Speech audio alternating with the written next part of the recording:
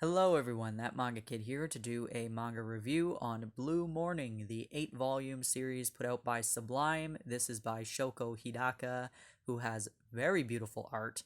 I own another title, just a one-volume short story collection by Shoko Hidaka as well. But this one, in particular, is a very much plot-driven yaoi story.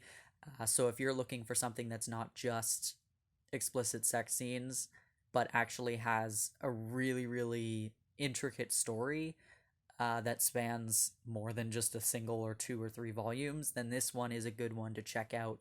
Um, I got the first volume from my cousin actually, uh, and I just got a bunch of manga from her, mostly yaoi, but I got the first volume. Took me forever to read it. I wasn't interested, never got around to it. Finally read it. I was like, oh, this is kind of interesting.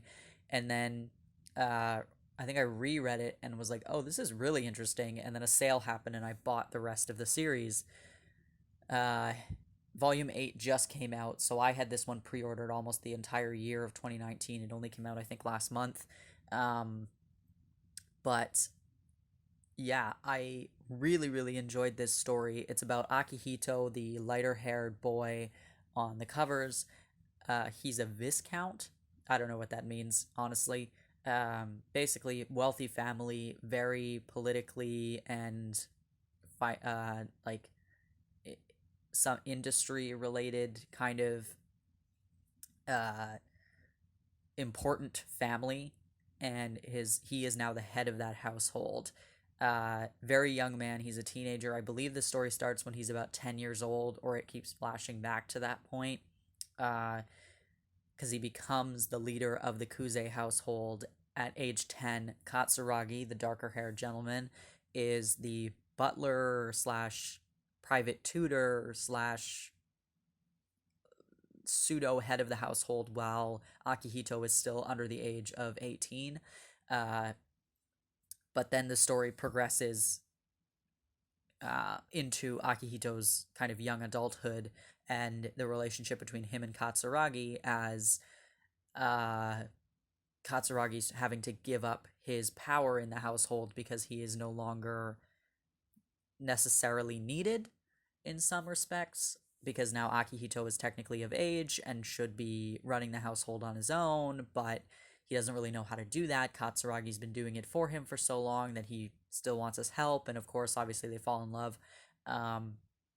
So it's a very interesting kind of political in the way of, like, they're a very prominent family, and therefore all of the other prominent families have different business ventures and political pulls with him and whatever, but it's all very specific, and it's a good story if you like intricate kind of, especially if you like kind of period pieces of uh slightly more historical and more like royal in a way, because this very much deals with very wealthy old money houses or households, families, and the drama of uh birthright and inheriting uh fortune and carrying on the family name, and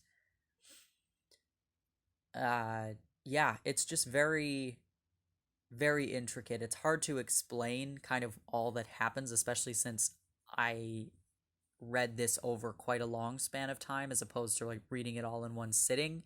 I'm sure it would make much more sense to me if I read it all now that I have the whole thing, as opposed to reading volume 1 and then waiting like 6 months and getting the rest of, I think I got all the way to volume 6, and then volume 7 came out shortly after, and then volume 8 was like 6 or 7 months later that I read.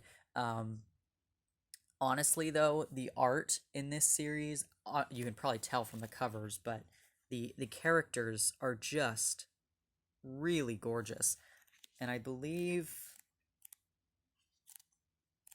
uh it seems more, oh, there we go.